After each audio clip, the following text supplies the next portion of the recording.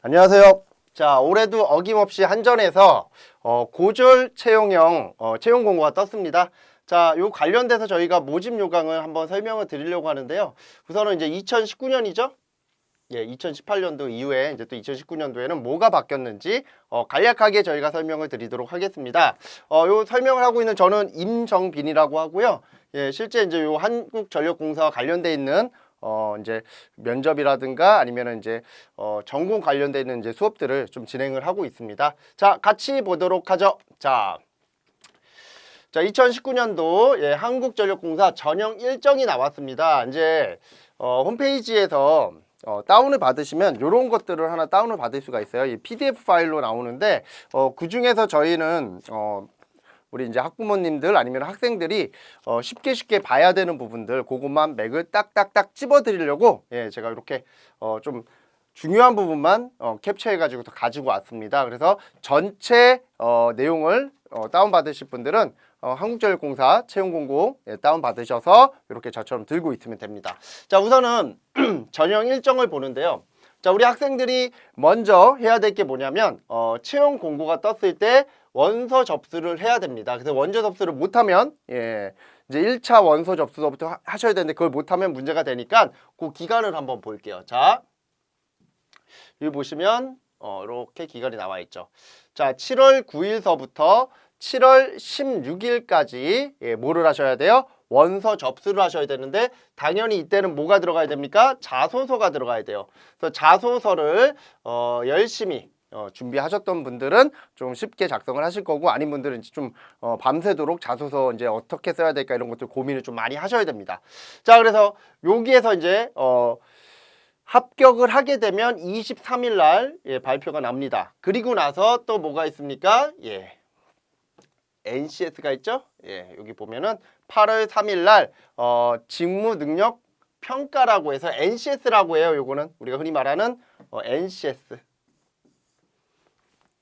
학생들이 제일 싫어하죠. 그래서 요거를 통과를 하셔야 되는데 제일 힘든 부분이기도 합니다. 이게 이제 생긴 지는 그렇게 오래된 건 아닌데 회사에서 이러한 이 학생이 실질적으로 직업을 갖기에 그러니까 직업 능력을 그러니까 직종을 선택해서 그 직종에 맞게끔 일을 할 수 있는지에 대한 수행 능력을 객관적인 평가를 가지고서 한번 봐보겠다라고 하는 그런 장치적 요소라고 생각하시면 돼요. 근데 이게 이제 최근에는 우리 고졸이든 대졸이든 간에 굉장히 스트레스를 많이 주는 부분이기도 합니다. 공부를 어중간하게 해서는 점수가 오르지도 않고요. 그래서 요거는 이제 아마도 제가 얘기 드리기 전에 지금 이 시점이면 미리미리 준비하셨을 거라고 생각이 됩니다. 그래서 요거 시험을 보셔야 되고요. 요 시험에서 합격한 사람이 또 뭐를 합니까? 예, 이제 전공 면접을 보는 겁니다. 자, 그래서 직무 면접을 요때 보는 거죠. 요거는 이제 기간이 정해져 있어요. 얘는 이제 하루에 다 같이 보는 거고, 요거는 이제 본인이 면접을 보는 날짜를 통보를 받습니다. 그러면 그거에 따라서 정장 딱 준비해 가지고서 가서 면접을 보는 거죠. 자, 이거는 무슨 면접이냐면 기술 면접이기 때문에 전공에 관련돼 있는 실무적인 지식을 알고 있는지 없는지 이게 되게 중요합니다. 되게 NCS는 사람들이 어려우니까 미리 준비하는데 전공 면접은 미리 준비 안 했다가 여기서 이제 많은 학생들이 탈락을 하게 돼 있죠. 탈락. 자, 그 다음에 보는 게 뭐냐면 임원진 면접이라고 보시면 돼요. 이제 실무자 면접이 끝났으면 임원진 면접. 이거는 뭐냐면 얘가 인성적인 요소들, 즉 이 회사에 맞는지 안 맞는지를 최종적으로 검토해 보겠다라고 하는 면접입니다. 그래서 큰 의미를 갖고 있진 않는데 여기서 합격한 친구들은 요거는 이제 무난하게 거의 통과를 한다라고 생각하시면 돼요. 예, 그래서 직무 면접에서 점수가 좋은 친구들이 보통은 종합 면접에서도 쉽게 그냥 패스가 된다 이렇게 보시면 되고요. 그 다음에 뭐 신체 검사 뭐 이런 거 별로 의미 없죠. 예, 그냥 다 되는 거고. 자, 그래서 저희가 이제 보시면 인턴형인데 인턴형 근무를 하셔야 됩니다. 이게 인턴이잖아요. 그쵸? 그러니까 인턴형 근무를 하셔야 되는데 되게 이제 재학생을 기준해서 얘기하면 재학생들은 1년 동안 근무를 하셔야 돼요. 1년. 그래서 1년 동안 회사를 다니고 그 다음에 정규직으로 전환이 되는 기준이 자, 우리 재학생 같은 경우에는 자, 그러면 1년 동안 근무를 한다라는 건 이미 졸업을 한 거죠. 그때는 뭐가 되냐면 1년 내에 또 뭐를 취득해야 돼요? 산업기사를 취득해야 되네요. 예, 바로 산업기사를 취득을 했을 때 정규직으로 전환이 된다라는 겁니다. 즉 뭐냐면 우리 재학생 같은 경우에는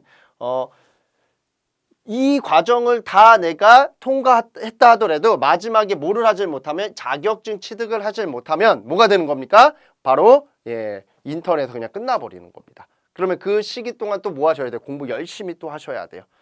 좀 많이 힘들어졌죠? 대신 졸업생들은 반면에 뭐가 있다? 인턴 근무가 3개월인데 얘네들은 요 졸업생들은 뭐가 있냐면 대신에 그게 있는 거예요. 자격증을 소지해야 돼요. 자격증 소지.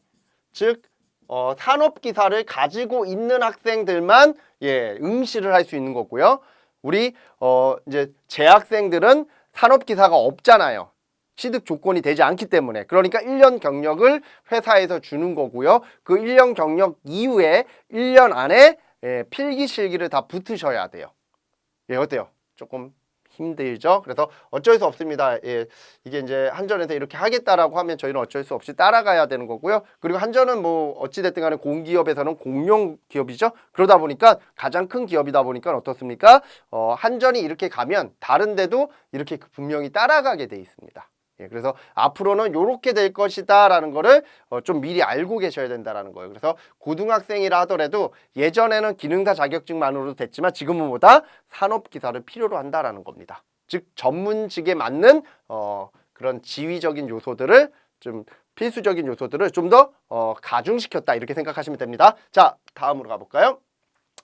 자, 우리가 이제 선발 분야에 대한 인원을 한번 볼 텐데요. 자, 선발 분야는 크게 1번 사무, 2번 전기인대 졸업자, 3번 전기인대 재학 학생들, 그 다음에 ICT라고 하는 이제 반도체 소자를 이용한 전력망 제어하는 그런 부서가 따로 있어요. 자, 그럼 여기에서 이제 제가 맡고 있는 학생들은 대부분 전기과 재학생들입니다.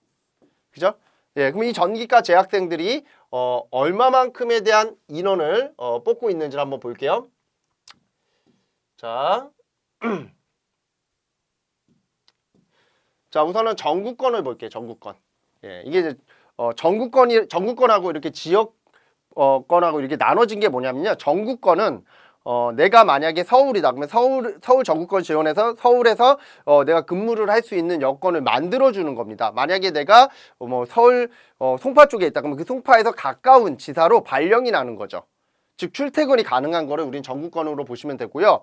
그 다음에 여기 이제 지역으로 이제 나눠지는 경우에는 그 지역에 만약에 내가 응시를 했다. 뭐 내가 전국 나는 서울 사는데 내가 여기 보니까 눈치 작전 보니까 이쪽이 광주 전남 쪽이 20명이라서 이쪽에 지원해서 이쪽에 합격을 했다. 그러면 이쪽 지사에서 10년 이상 근무를 하셔야 돼요. 그러니까 그 근무 조건이 있기 때문에 자칫하면은 이제 지방에서 살아야 되는 경우가 생길 수 있다는 걸 꼭 좀 알고 계시고요. 저는 일반적으로 학생들이 다 서울에만 있기 때문에 요 전국권을 쓰십시오라고 얘기를 많이 하고는 있어요. 근데 종종 이런 데로 이제 빠지시는 학생들도 있는데 그거는 이제 눈치 작전이기 때문에 이거는 학부모님들하고 우리 학생분들이 잘 생각을 해서 지원을 해주시면 됩니다. 그래서 자 지원 인원이 토탈 몇 명이냐면 160명이지만 엄밀히 따지면 우리 학생들이 봐야 되는 거는 전기 재학 쪽이니까 요런 거밖에 없어요. 요 라인만 보시면 되는 거예요. 요 라인만. 나머지는 의미가 없는 겁니다. 그러면 전기 졸업자들은 뭐만 있는 거예요? 전국권만 있네요. 요거만 있잖아요. 28명만 뽑잖아요. 그러니까 좀 많이 줄은 거죠. 근데 어찌됐든 간에 우리가 복수 지원을 못하기 때문에 여기 하나에 찍어야 되기 때문에 이쪽 제일 많은 쪽에다 이렇게 체크를 해드리면 이쪽으로 주로 가시는 거고 그 다음에 이제 졸업생들 중에서도 이제 ICT로 이제 가시려는 학생들이 있어요. 이거는 작년도에 취업을 못한 친구들이 있어요. 작년도에 한전에 가야 되는데 못 갔을 경우에는 이쪽은 지원할 수가 없잖아요. 이쪽은 지원할 수가 없어요. 왜? 자격증이 없어서 그래요. 자격증이 없으니까 이쪽은 지원 자격이 되질 않습니다. 산업기사가 없어서 그래요. 그럼 여기는 자격증하고 별개이기 때문에 과만 전기, 전자 계열만 나오면 되니까 자격증과 관계가 없기 때문에 이쪽은 응시가 가능합니다. 근데 별로 뽑지 않죠? 그리고 또 졸업생들끼리 다 같이 뭐합니까? 이쪽으로 몰리겠죠? 그러니까 이쪽은 조금 힘들 수 있다라는 거. 우리 재학생들은 이쪽에서 승부를 봐야 된다라는 거. 졸업생 중에서 그나마 자격증 갖고 있는 친구들은 조금 여유가 있다라는 거. 이 정도만 좀 얘기를 드릴게요. 자, 이거는 2019년도고요. 2018년도 작년에는 어떻게 됐냐면요. 자, 이게 이제 보여지는 게 좀 다른데 작년도 재학생 볼게요. 재학생 전국권 몇 명? 21명. 자, 아까 몇 명이었어요? 25명이죠. 자, 올해가 작년보다 좀 더 많이 뽑고 있는 거예요. 이거 좀 아시면 돼요. 대신에 어디가 많이 줄었냐면요. 여기 사무직이 32명에서 여기 보시면 15명으로 줄었어요. 확 줄었죠, 사무직은. 즉 사무직은 덜 뽑겠다라는 거죠, 이제. 왜냐면 이제 우리 전기 쪽은 흔히 말하는 공돌이잖아요. 공돌이는 어찌됐든 간에 현장에 나가는 일들이 직무들이 굉장히 많습니다. 또는 뭔가 이렇게 제어하거나 뭔가 이렇게 충분히 이제 알고 있는 상태에서 뭔가를 컨트롤해야 되는 경우들이 굉장히 많습니다. 그러다 보니까 사무직 쪽은 좀 줄었다라는 거 좀 알고 계시면 되고요. 그래서 얘는 134명, 얘는 몇 명? 160명. 이렇게 늘어났다라는 거죠. 전체적으로 보면은 인원수가 좀 더 늘어났습니다. 작년보다는. 자, 그다음에 이제 자기소개서 관련되는 이제 내용들을 좀 얘기 드리려고 하는데요. 자, 우선은 1차 우리가 자기소개서를 만들어야 되고요. 2차 NCS, 3차 기술면접, 4차 임원진 면접 이렇게 생각하시면 돼요. 자, 여기서 이제 서류 전형이 있는데 이 자기소개서가 올해 바뀌었습니다. 적부로. 어떻게 바뀌었냐면 이게 작년도 2018년도 걸 보면 작년도는 자기소개서 평가 점수가 100점이 100점이면서 뭐였습니까? 그냥 10배수로 뽑는다라고 했죠? 10배수로 뽑는다. 이거는 이제 인원이 딱 정해져 있는 상태에서 만약에 10배수다 그러면 내가 20명을 뽑는다. 그러면은 10배수니까 200명이 되겠네요. 이렇게 뽑았단 말이에요. 근데 지금은 뭡니까? 적부다. 적격자 전원 합격이다. 즉 인원이 많아질 수도 있고 인원이 적어질 수도 있어요. 이건 랜덤하겠다. 그러면 어떻게 보면은 제가 볼 때는 어떻게 보면은 많이 뽑을 수도 있어요. 저는 더 많아질 수 있다라는 관점을 갖고 있어요. 1차는 더 많이 뽑을 수 있겠다. 이런 생각이 좀 들고요. 반면으로 자기소개서에 대한 평가 기준이 좀 더 엄격해질 가능성이 크다.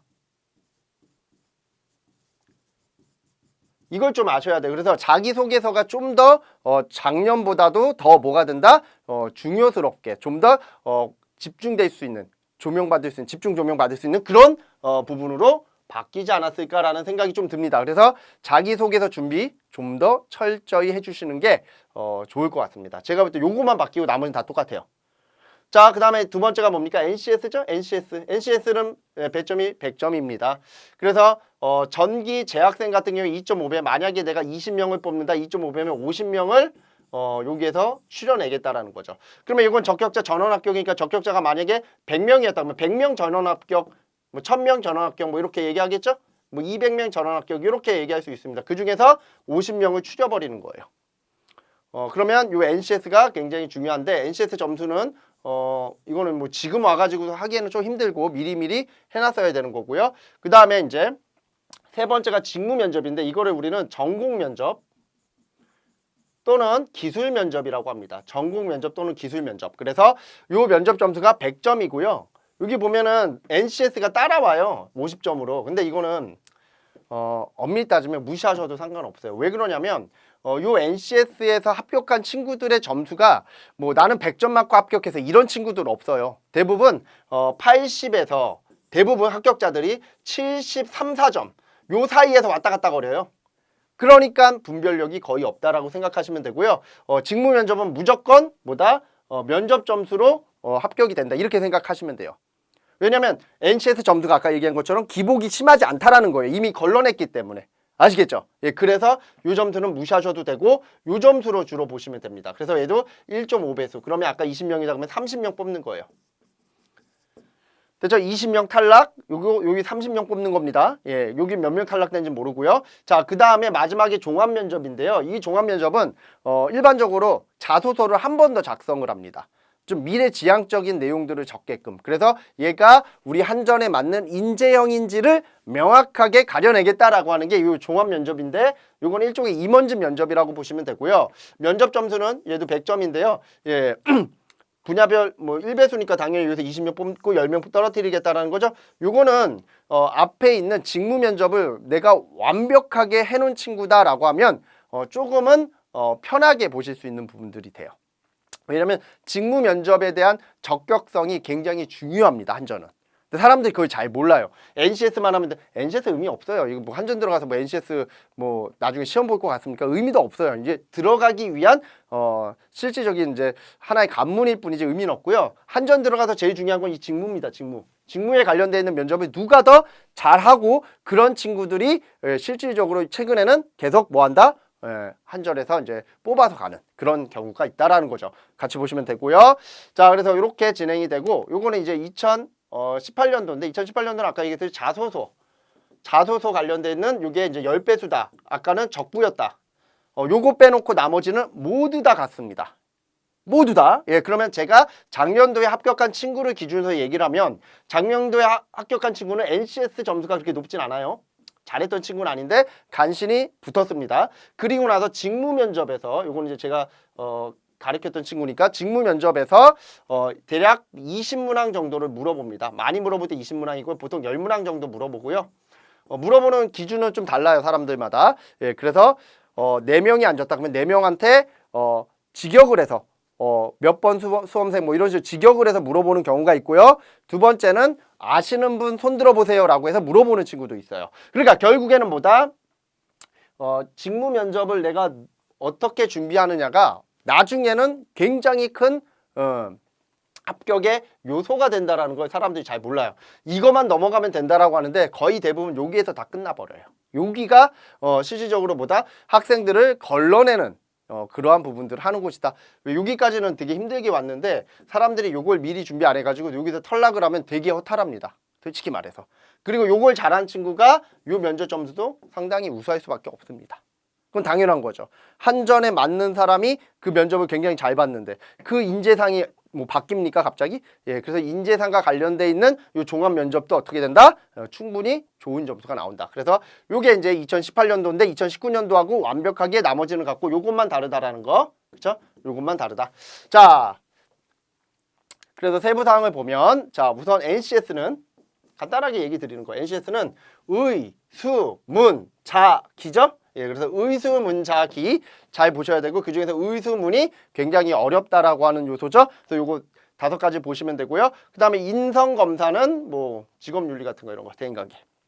그 다음에 직무면접, 여기 기술면접이라고 했죠. 전공지식, 직무수행 능력 이게 중요하다니까요. 그러면 직무수행이라는 거는 뭐냐면 우리가 한전에서 주로 나가는 게 전력입니다. 전력. 송배전이니까 전력공학이에요. 이 전력공학을 알고 있느냐 모르느냐 이게 중요한데 전기과는 이런 것들이 실질적으로 어디에 학교 수업에 있어요. 하지만 전자과 그 다음에 통신과들은 이런 전력공학을 마지막에 배운다든가 아예 안 배웁니다. 그러니까 어떻게 돼? 예, 여기에서 다 깨져버리는 거예요. 아무리 NCS를 잘해놔도 이런 전공 지식하고 직무 능력에 대한 한전에서 나가고 있는 어떤 내용들을 전혀 모르면 뭐한다? 합격할 수가 없다. 그리고 나서 뭡니까? 인성 및 조직 적합도인데 이거는 제가 얘기했잖아요. 여기서 점수를 잘 받은 애들은 여기에서도 무난하게 그냥 넘어갑니다. 자, 그러면 NCS는 뭐 그렇다 쳐도 이거는 뭐 미리 준비하셔야 되는 거고 이 직무 면접은 어떻게 대비를 해야 됩니까? 또는 종합 면접 같은 경우에 어떤 형태로 우리가 미래적인 요소들을 미래지향적인 요소들을 얘기를 해야 됩니까? 라고 하는 요 부분들을 저희가 이제 간단하게 이제 소개를 드리면 자, 저희 에듀피디에서는 뭐가 있냐면 한전을 위한 전용 반이 개설되어 있습니다. 작년도서부터 저희가 촬영을 해가지고서 이렇게 쭉 업그레이드하면서 지금 계속 말씀을 드리고 있는데 첫 번째는 뭐냐면 아까 전공 지식을 어디서 배워야 되는데 이 전공 지식을 배울 데가 없단 말이에요. 그래서 그거를 요 공기업 전기 패키지라고 해가지고서 나가는 반이 있어요. 요걸 빨리 들으셔야 되고요. 거기서 나가는 과목들은 전기이론, 전기기기, 전기설비, 그 다음에 전력공학 이렇게 나가고 있습니다. 그래서 요게 실제 저희 쪽 홈페이지에서는 열정전이다라고 해가지고서 이렇게 고졸 전형 패키지로 나가고 있으니까 요거를 들어보시면 전공에 관련돼 있는 한전에서 필요하는 전공에 관련돼 있는 모든 내용들을 뭐 할 수 있다? 대비할 수 있다. 자, 이런 부분이 되고요. 자, 그 다음에 우리가 면접이 있습니다. 이 면접은 솔직히 말해서 우리나라에서 하는 곳들이 거의 없다 보니까 어떻게 준비해야 됩니까? 이런 방향조차도 없습니다. 그래서 저희가 전기직 기술 면접이라고 해서 한전 전용으로 만들어드린 면접반이 있다라고 생각하시면 돼요. 그래서 첫 번째로 뭐가 중요하냐면 한전에서 무슨 문제가 나오는지를 알아야 돼요.